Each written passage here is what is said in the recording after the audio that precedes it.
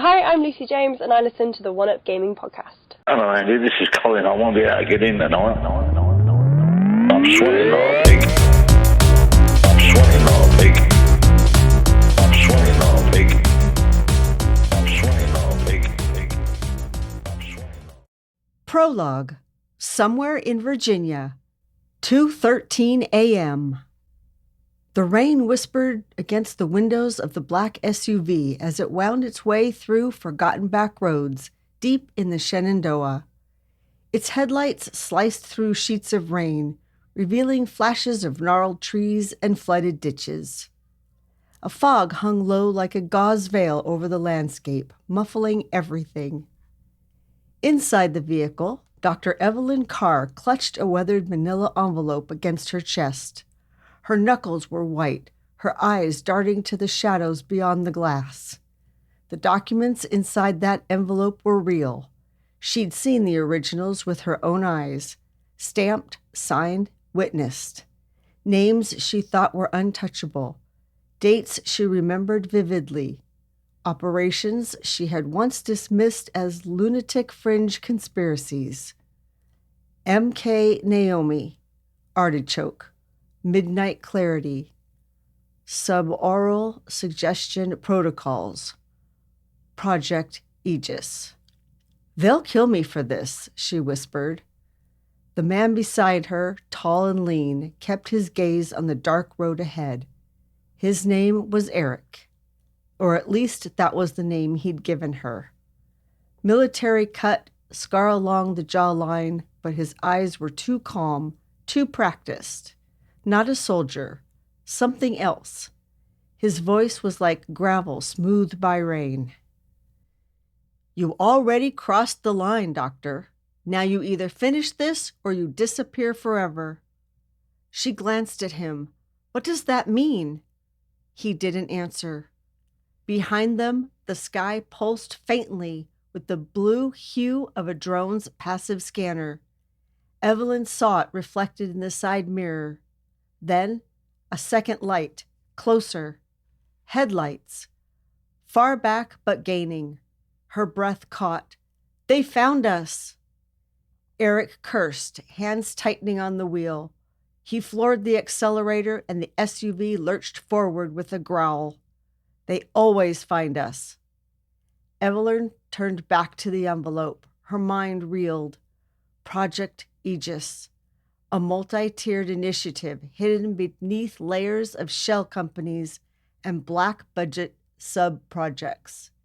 A hybrid of psychological warfare, neurotechnology, and global behavioral conditioning. It didn't end with MK Ultra. That was the opening act.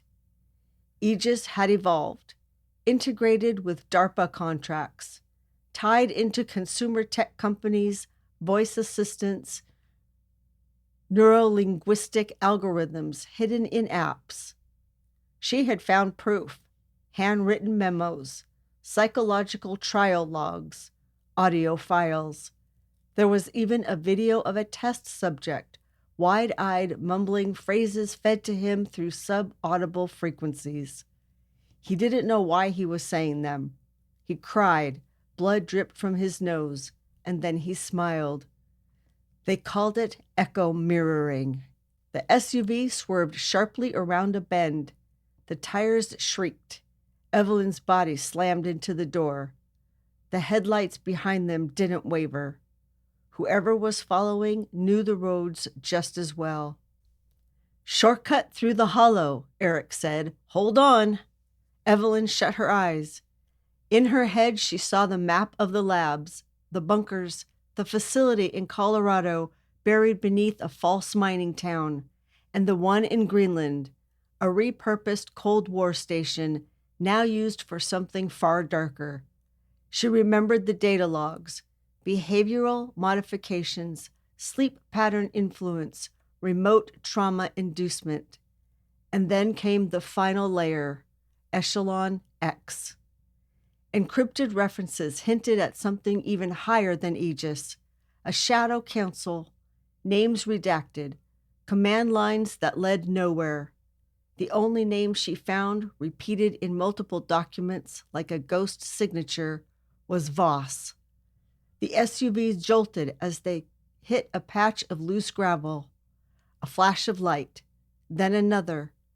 A white-hot burst that lit the road like lightning. Eric cursed, "EMP spike!"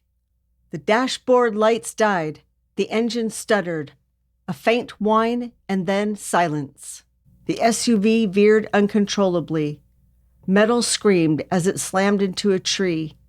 The airbags didn't deploy. Evelyn's world turned sideways. Her shoulder crunched against glass. The manila envelope flew from her lap. Then everything stopped. Rain tapped against the shattered window. Somewhere nearby, a crow called, loud and wrong for the hour. She groaned. Pain stabbed her ribs. Blood trickled from her lip. The driver's side door was open. Eric was gone. Then she heard it. Wet footsteps, slow, deliberate. She tried to reach for the envelope, but her seatbelt restrained her. Her fingers were slick with blood. A figure approached through the fog, not hurrying, knowing. He stepped into view. Tall, black suit, gloves, no visible weapon. His hair was slicked back, and his face was expressionless. But his eyes, they were too calm, too knowing. They reminded her of Voss's eyes from the surveillance stills. He opened the door with a soft click, rain pooling around his polished shoes. He leaned in, the rain on his skin refusing to bead or drip. It clung to him unnaturally. "You weren't authorized to leave, Dr. Carr." She opened her mouth to scream, but the syringe was already at her neck. A sharp sting, coldness. The world swam, then faded.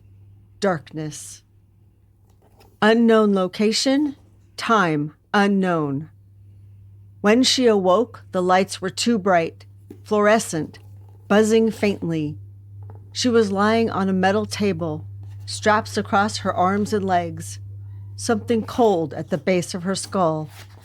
Voices murmured just out of sight. She couldn't move her neck.